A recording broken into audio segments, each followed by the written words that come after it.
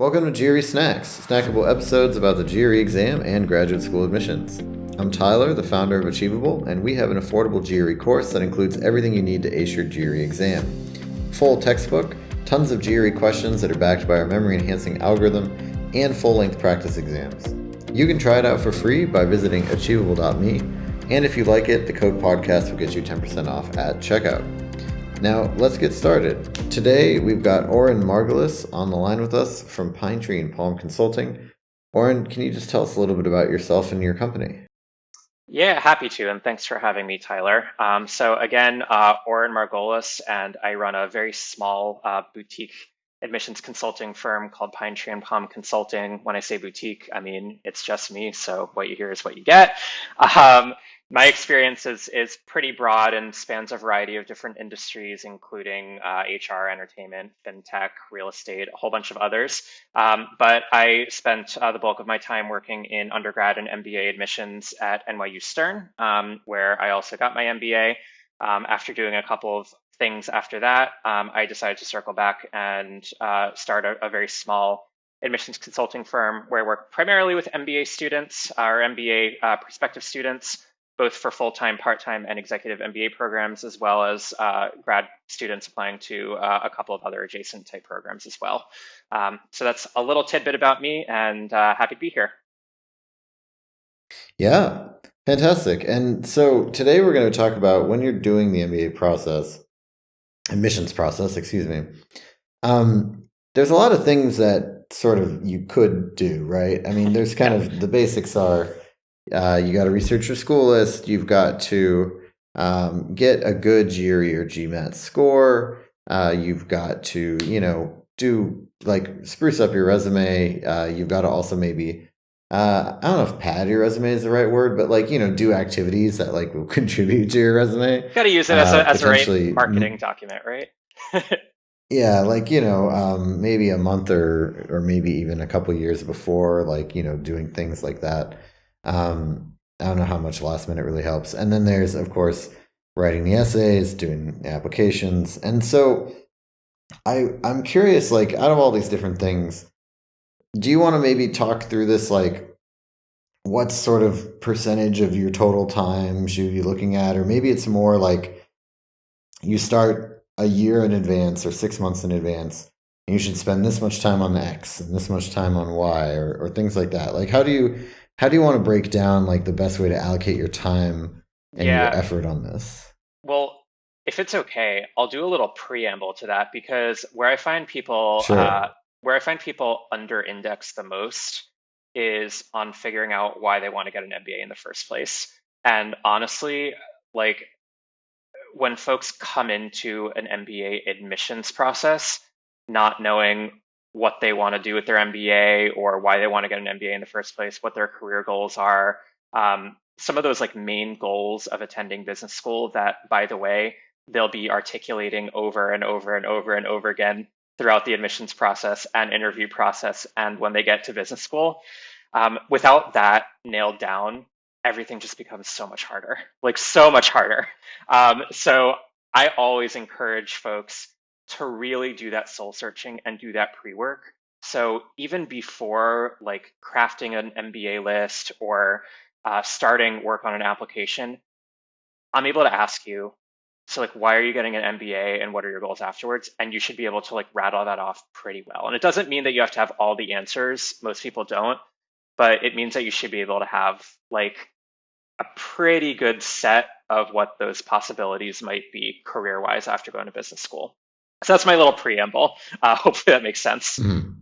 Yeah, no, I think it's great.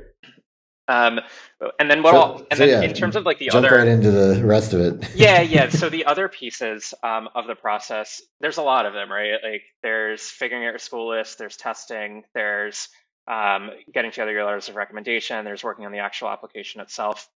I do think that, you know, like I hate to say this, it's my least favorite thing to say, but like investing time, effort, and energy on the test is generally a pretty good use of time.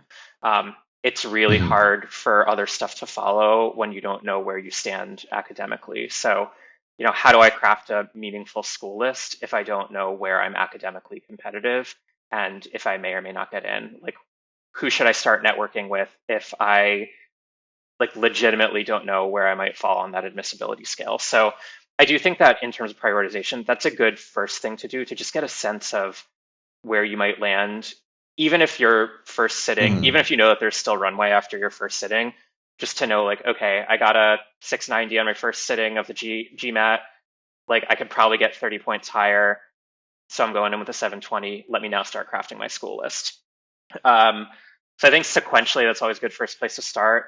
And then in parallel, doing a lot of talking and networking and research up front for different to explore the different types of programs, especially as they relate to career goals. That's generally where I recommend Right. starting.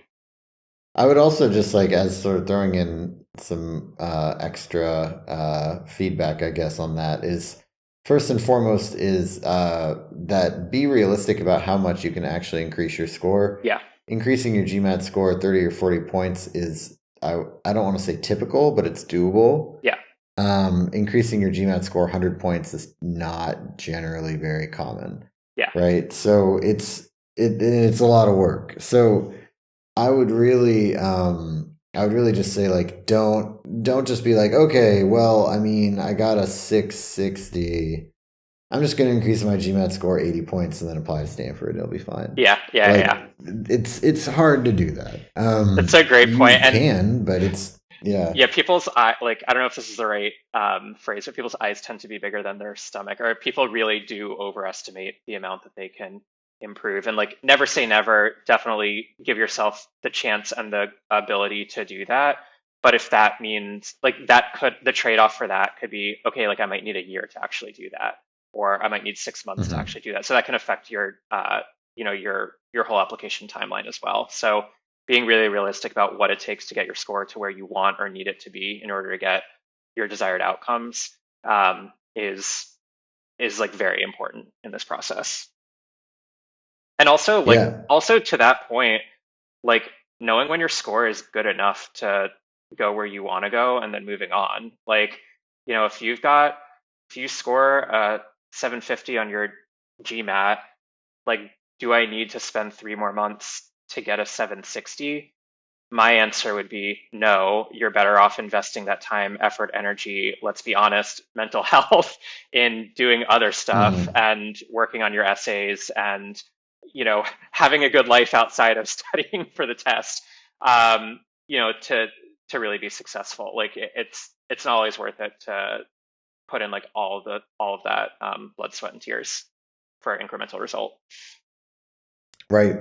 Yeah, so then let's talk about sort of actually before that I wanted to get to the second part of my point also, which you were talking about interviews, Yeah, and I think it's also just really important to remember that like you need to figure out if you actually want to go to these places. Like you say you do because of the name probably, but like will you like it? Right? Like is UPenn Wharton a great school? Like absolutely. Is it for everybody? Probably not. yeah. Is Stanford a great school? Like yes. Is is it for everybody? Also probably not. So Yeah, I it's see a lot really of people, for that's like a example, key piece of it. like Dartmouth Tuck, for example, is a wonderful school, like really great school, top of many lists, all that kind of thing. But like if you step foot in Hanover, New Hampshire, and it's the winter and you're like, oh, I can't deal with this. And by the way, it's a pretty small student body. Like if that's not going to work for you, it's not going to work for you.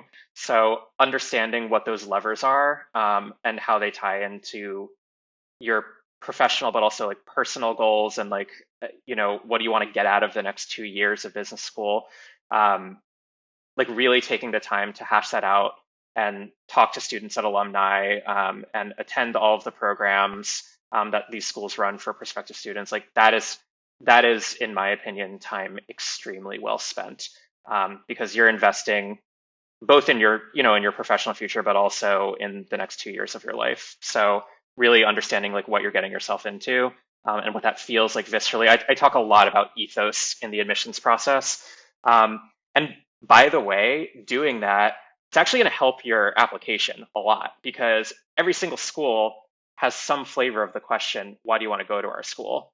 And the answer, Mhm. well, you're number five on the US News and World Report list is like not a good answer. um, and even Right. you have this course, and this course is also like an okay answer, but an answer that talks about the ethos of a student body, and the ethos of a campus. Like that's actually an answer to an essay prompt that really pops and really feels genuine and authentic. Like if you can't feel genuine and authentic, you're probably not ready to apply or excited enough to apply to that school. Yeah, and I also think that if you go in an essay and you say, when I spoke with, current MBA student Bob, and he told me about this, I thought that was really exciting, right? Yeah, Like, that's gonna, I think, make a big impact too. So I think that's yeah, all really good advice. totally. Yeah. So then, now that we've kind of covered those things, uh, what else is sort of worth your time, or how do you allocate? Now I would say, maybe we've done the GRE, GMAT prep. That took kind of 3 months, maybe six, and you've done your research, and you're kind of doing those two things in parallel. Like, what's next, and kind of how do you separate that out? Yeah, I mean, resume work is always something like you can do your resume first, or you can do it in parallel with the rest of the process.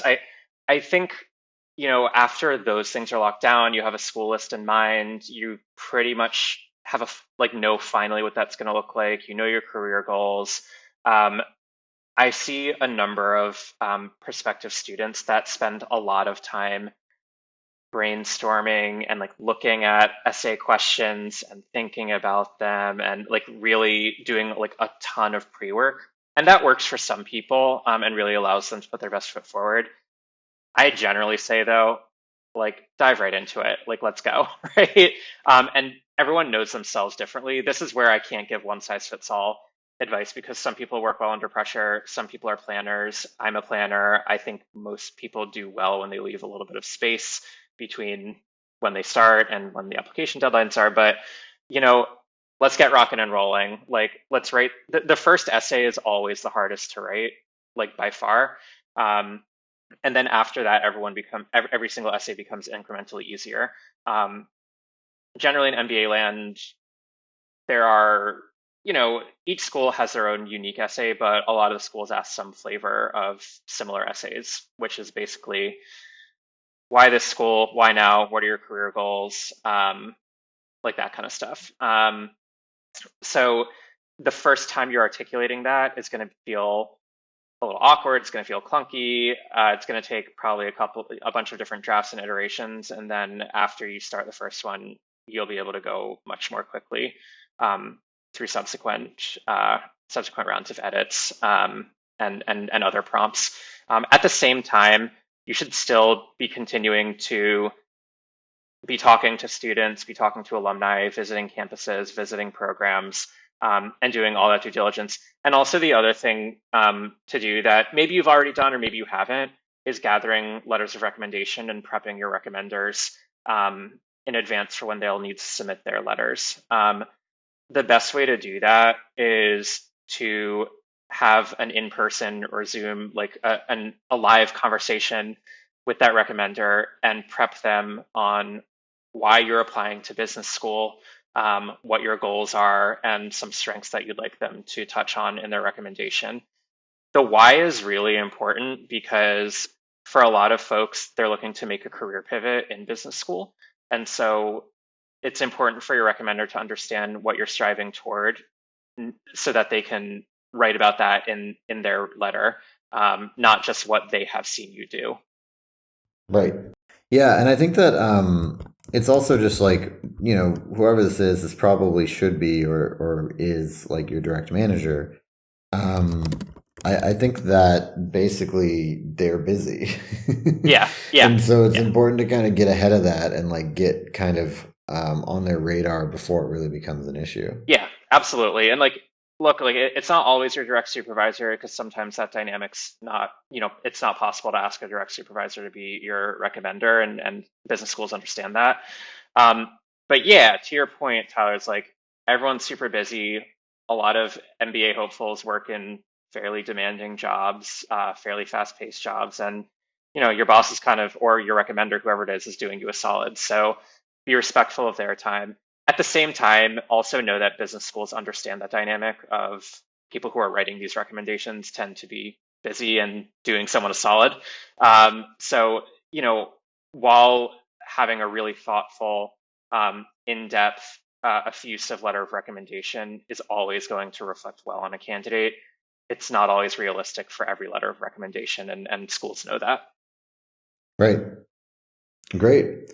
And then as you're kind of getting down to the last, month or so, anything special to think about? Yeah, I mean, we touched on interview just a bit. And so my advice is like a little contrarian with interview prep. And again, like you know yourself the best. You know if you're a good interviewer or a nervous interviewer or a really confident interviewer. Um, at this stage of the game, if you've done everything right, you should know yourself very well. You should know your story very well because you've been writing about it in detail through all of, the essays you've been working on. You've done that pre-work to know why you want to get an MBA, why now, what your career goals are. So honestly, like articulating all of that stuff, and you've done your research on your schools, so you know why you love them. Um, you've done all that pre-work, so you should be able to articulate these kinds of things that are common interview questions, kind of like off the tip of your tongue, right? Um, to Hmm. that end, I think some interview prep is important. Usually I'll conduct like one prep session with a client, and that's generally enough. Like doing too much scripting or preparation can take some of the authenticity out of an interview, especially if you have legitimate reasons for applying in the first place. You have the credentials to back up your candidacy. You want to go to the school that you're applying to. The interview is not an exercise in like gotcha. It's an exercise in really trying to make a case for you as a candidate. So, meaning the interviewer trying to make a case for you as a candidate. Um, so Hmm. I say prep, don't over prep for an interview. Spending some time either with alumni, current students prepping. A lot of folks will offer to do that. Other MBAs, an admissions consultant, friends and family, like whatever that might look like, is a good use of time. But I generally recommend to not hit it too hard, especially if you're a decent interviewer to begin with. Great. And then, yeah, any other sort of parting thoughts on this topic? No, I mean, I think time management is always like it's always individualized. It always can be a little tricky. It often works out differently than you expect at the outset. So build in plenty of cushion up front. Like all the stuff we talked about, I say take all the stuff we talked about and do that like work backwards because all those things require some lead time. So be realistic about that. Be realistic about potential stumbles in the road that can come up. Um, Hmm. know when is good enough to move on and when you really do need to stop and fixate, like when an essay is really just like not popping the way it should and that feels like a liability. Um, and I'll reiterate that work up front and really solidifying the why and the reason and the benefit. It'll pay so many dividends when you're really in the meat of the process. Fantastic. Thank you so much. This has been GRE Snacks, hosted by Tyler from Achievable with Oren Margolis from Pinetree Palm Consulting. Achievable has a great online GRE course you can try for free at achievable.me and use the code podcast to get 10% off at checkout.